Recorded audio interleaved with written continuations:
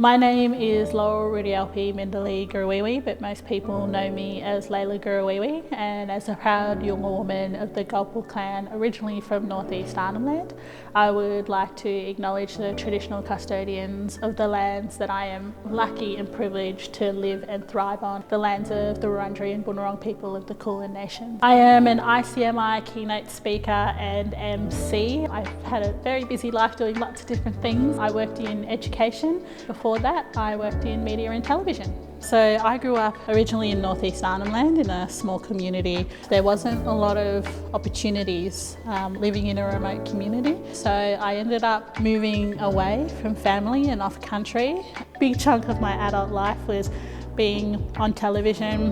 The Marngrook Footy Show ended up becoming the first commissioned TV show on NITV. There wasn't a big platform for First Nations people that played AFL football at the time.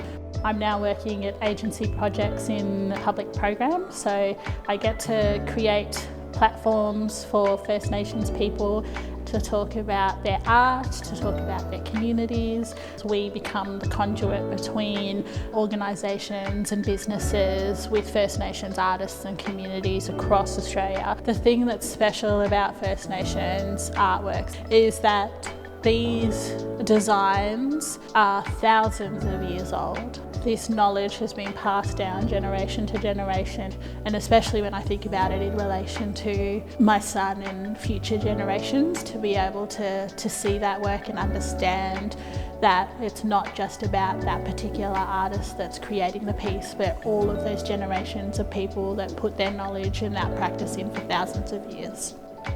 The thing I like the most about being one of ICMI's speakers is the opportunity to be in spaces and places that I wouldn't necessarily be in, and to be able to share with them a little bit about myself, my life, my childhood, my upbringing, and also to be able to share First Nations perspectives.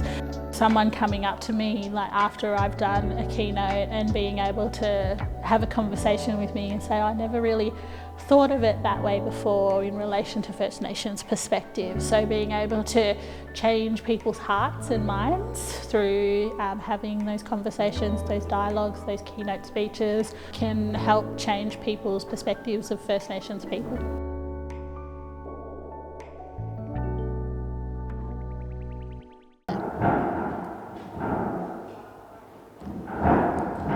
Let's just drag this whole entire table that seats 16 people across 2 metres of floorboard. Run across it, on top of it, and then walk up and down. Yeah.